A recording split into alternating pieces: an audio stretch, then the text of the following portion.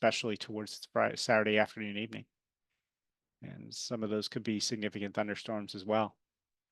How about for Sunday? Probably still kind of winds that are mainly going to be from south or southwest and generally up to 20, but with some nasty squalls in the area. And that could make things kind of variable. How about for areas, say, in and around the southern parts of the Exumas from Cat Island, Staniel, and working your way down towards Long Island, Staniel Key, and Conception, San Salvador? Looks like that out here, we're probably out of the southeast at, let's say, around 10 to 15 this morning. It'll back closer towards east or east northeast as we get towards the evening hours, but still holding at around 8 to 15. And then for tomorrow, east southeast or southeast winds again at, let's say, around 10 to 17 knots. As we move in towards Friday, looks like that we're probably out of the east southeast or southeast at, let's say, about 10 to 15 at dawn. Winds could ease off a little bit Friday afternoon from southeast at generally under 12. And then it looks like that Saturday, uncertain, but my guess is southeast to south towards dawn at, let's say, 8 to 13.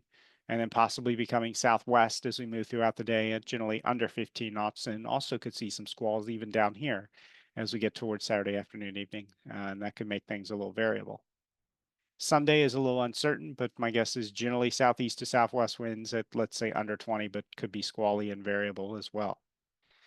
All right, how about for areas, say, down towards the waters near and around the Acklands, Mayaguana area, and also out towards the Raggeds and Jamintos Keys? For out here, you're probably going to find that the winds are mainly out of the east, southeast, or southeast this morning as well. Let's say about 12 to 15 knots. It'll back east, northeast this evening at around 14 to 18, and then return to east, southeast, or southeast again for Thursday morning at around 12 to 17. By the time we get to Thursday evening, we're roughly east, northeast at, let's say, around 12 to 20. And it looks like that Friday, mostly southeast winds at, let's say, about 10 to 17 knots. Saturday is a little uncertain, but my guess is probably southeast to south at, let's say, under 15 in the morning. Various directions as we move through Saturday afternoon, evening, from mainly under 10 or 12. Uncertain if we could see squalls as far south as this area, but it's certainly possible, especially as we get towards late Saturday and into Sunday. Sunday, by the way, is going to be kind of variable and uncertain with winds generally under 20 knots, but probably squally. How about for areas out towards the waters down near Turks and Caicos and Anagua?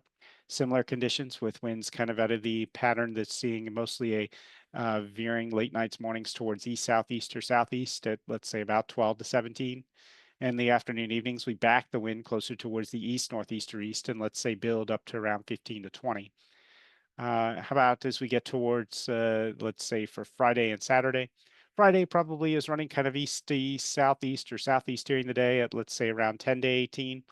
And then I think Saturday, mostly a southeast wind that starts off at around 12 to 20 in the early morning, but then could become highly variable from, my guess is generally southeast or south as we get towards Saturday afternoon, evening at under 15. And then as we get in towards, say, Sunday, variable directions, primarily from out of the southeast and generally up to as much as 12 to 22, along with potential for squalls down here as well. Areas out towards the waters near and around South Florida and in the waters off of the Florida Keys and the Dry Tortugas. Out here, you expect that the winds today are going to be mostly out of the southeast at, let's say, about close to 8 to 13 knots. We're going to find that the winds are staying mostly out of the east-southeast overnight and into tomorrow morning off of Cape Hatteras. It's probably 3 to 5 feet from a southeasterly direction. And then sea state tends to lessen a little bit in areas north of Hatteras by Thursday afternoon, evening down to around 2 to 3. And then stays under 3 feet in and around Norfolk area dawn Friday morning. Your wind-driven chop is probably going to be out of the southwest, I think, though, this evening. But that's probably nothing more than about 2 to 4 feet.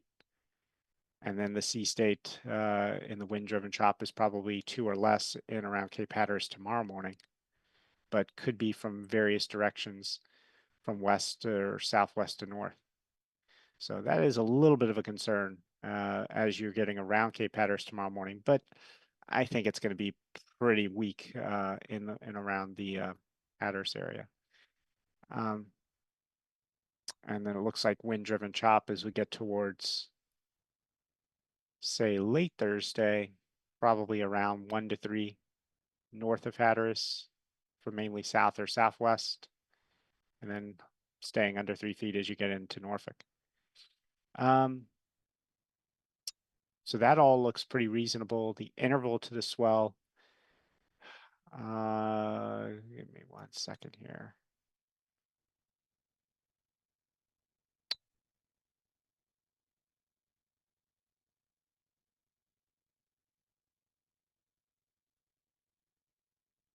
So the interval to the swell appears to be, come on, generally around 5 to 7 seconds. And it's about 6 to 8 off of Hatteras tomorrow morning, midday. And then it's probably about 5 to 7 seconds north of Hatteras Thursday night and into Friday morning. Pretty good there. And taking a look, the only other thing that I want to mention is squall activity. So looks like that this evening, most of the squalls are going to be off to your east. Could be a little bit of inland activity over eastern North Carolina, but hopefully that's pretty weak coverage. And then it looks like that during the day tomorrow we're stray or relatively dry. And then another batch of squalls comes into eastern North Carolina as we get towards Thursday evening. And some of that could push offshore overnight. Hopefully generally weak squalls, but generally under 30 or 35. And it looks like that we're seeing some weak residual rain showers, maybe in around Southeast Virginia early Friday morning if the GFS is correct. The European really doesn't have a whole lot, but squalls and thunderstorms are going to increase very significantly as we get towards Friday afternoon, evening. So certainly want to be into Norfolk no later than dawn Friday morning if you can. I'll copy on all that.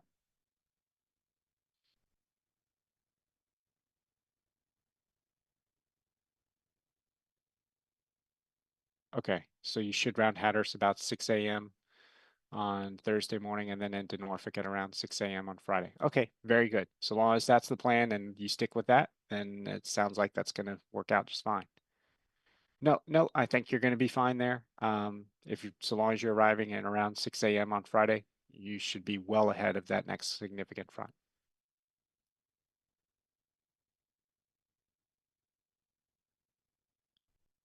All right, very good. Hope you have a good trip. Any other subscribing vessels relays?